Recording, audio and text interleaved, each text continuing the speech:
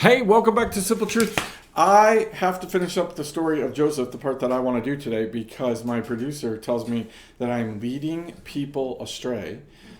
She's also saying that I tend to fib and exaggerate these things. So I am going to finish this up today. It might be the longest episode of Simple Truth ever, but we're going to get there because I don't want those things to be true of me. So we're on chapter 45, and here's the crux of the entire story. We've been talking about this. You've heard me say this whole Revelation story. I'm not saying this because I get paid to say this. I'm saying because it's really important to me. God has talked to me a lot about this, right? This whole idea of He'd much prefer that you reveal things, right, before He has to reveal the hidden things. When God reveals the hidden things, right, it brings freedom. There is no doubt about it. But it tends to cause a lot of damage around because we're not doing it because of our choice. We're doing it because God did it, right?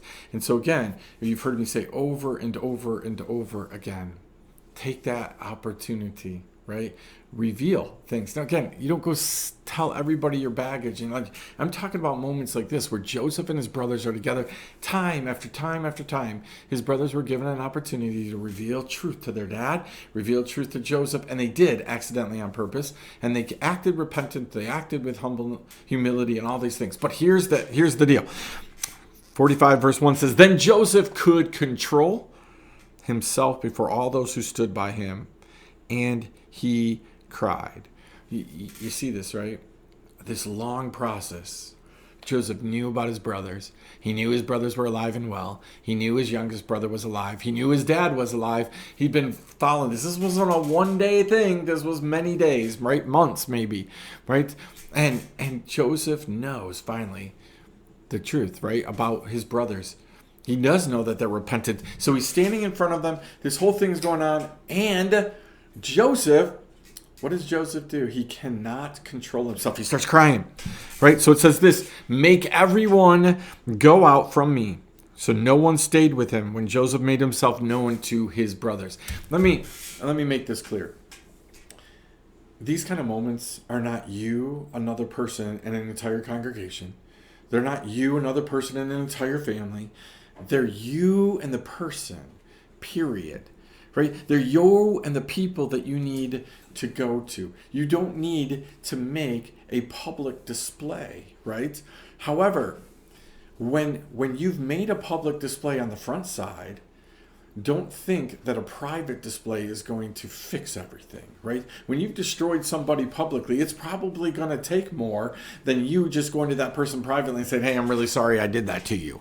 Right? When you throw that fit at the workplace and you destroy somebody publicly in front of everybody else, right? You probably are going to have to go to them and make that right publicly. But if you've got something with somebody and it's just private, if you got something against somebody and it's just about you and them, then you go to them privately. Joseph does that, right? He kicks everybody else out. He doesn't make this a national problem. He makes it a family moment. I love family meetings. I think family meetings are the greatest thing in the world. Family meetings are when you take the people that you love. It can be your church. It can be your real family. It can be friends. You sit them down and you say, listen, we're going to say whatever we need to say, however we need to say it, and it stays right here, right? It doesn't go anywhere, but you get to say it with the passion that you have so that everybody involved understands, like, I'm really upset about this, really frustrated about this, because we sit in these dorky church meetings, right? And they're totally a bunch of baloney, and we pretend like we're not upset when we are upset. And we sit with family, and we are upset, and we're frustrated, and we're just mad, but we can't do that. We can't let people know how we feel. Listen, I wish that somewhere along the line I had been smart enough to have a family meeting at my church about COVID and about masks, right? I wish I would have just got everybody together. They could have sat down and everybody can say whatever they want to say about this whole thing. And you could see the passion on both sides. But instead, I've been playing this game like this, go back and forth and trying to figure it all out and keep everybody happy and make this, it's ridiculous. Have a family meeting. Let people say what they need to say. And then they're responsible. You get it out. And then you're responsible. This is what Joseph does. Hey, we're going to have a family meeting. You just don't know our family yet. It says this. So nobody stayed with him when Joseph made himself known to his brothers, and he wept aloud so that the Egyptians heard it. How's that for true compassion? When's the last time that you wept aloud for somebody else? When's the last time that somebody's story touched you so much that you actually wept aloud so that other people could hear? That you cannot believe like this story, and it just touches you so deeply, right? Now this is easier to do when it's family. We find out my mom gets cancer, my dad has this, my sisters have this, whatever. Man, we can weep for those kind of things. But do you know you have a church family? Do you know that we're supposed to feel that way about the people that we don't like? Let me give you a real practical question. I should save this for Mel in the Middle. Going to save it for Mel in the Middle. So, you have to pay attention to Mel in the Middle to get what I was just going to say, right? But here's the deal, right? Sometimes we need to have that kind of compassion. Do you weep for the people?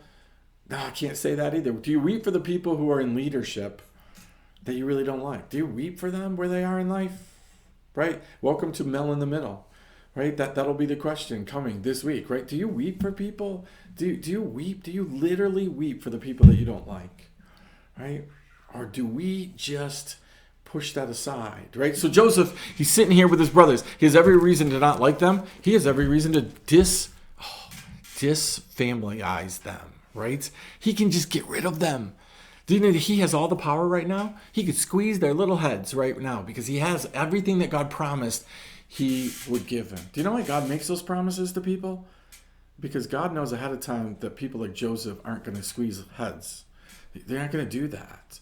So God makes the promise to Joseph that you're going to be able to be the leader. And your brothers are going to bow to you one day. Only Joseph thinks that that's about bowing, like lording it over them, bowing him. And God says, no, that's about humility, bowing. That's about the fact that you've earned that right, they're bowing to you. That's about the fact that I trust you and I love you and you're doing it the right way, bowing in front of you. So you want people to bow to you? Maybe you should practice being the right man or the right woman for God to let people do that for you. You want to be the manager at work? You want to be the pastor at your church? You want to do these things? Do that kind of stuff.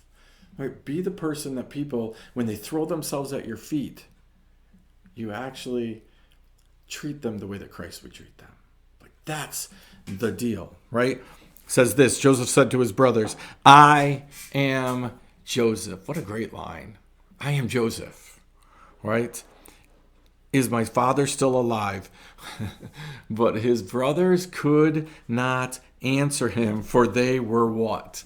Dismayed in his presence. How you like that for the end of story? Boys, I'm your brother. Can you imagine that moment? Because the Bible puts it perfectly. Joseph's concerned about his dad. His brothers are concerned about their lives. Did you imagine that moment if you're those 10 brothers? It's why I've just been pounding for 4 weeks. And don't make God have to reveal things. Don't make God have to reveal things, because you're going to have this moment. You're going to have this moment where you're going to be in dismay.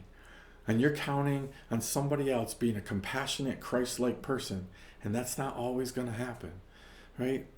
When you have a chance to reveal things on the front side, this is the moment you're going to avoid. You're going to avoid this dismay. It doesn't mean that revelation is not going to hurt people. It doesn't mean that you're not going to get in trouble. It doesn't mean that there aren't going to be consequences.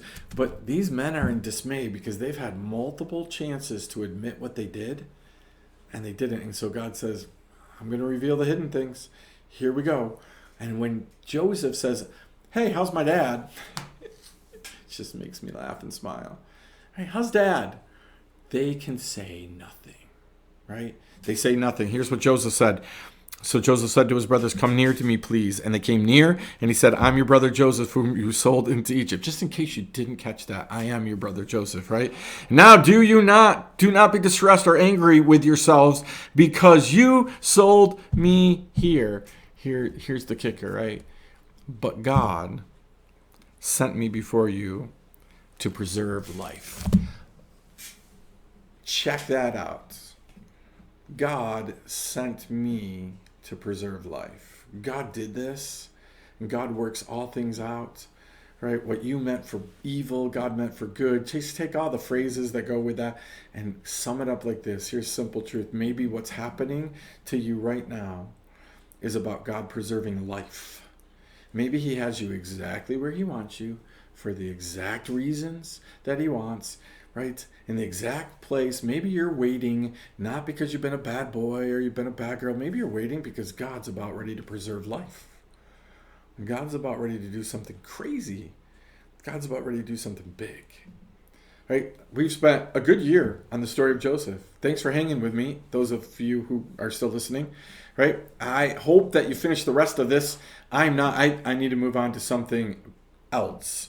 Right? But the rest of Joseph's story is about how he takes care of his dad, how he takes care of his brothers, how he takes care of everybody.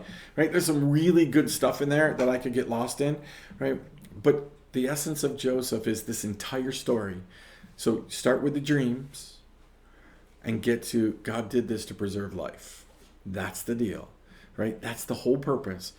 You are where you are, most likely so that God can preserve life. That's why you are where you are. That's why you're going through what you're going through, because God cares about preserving your life. But believe it or not, all those people around you, even the ones you don't like. See you next time. Simple truth.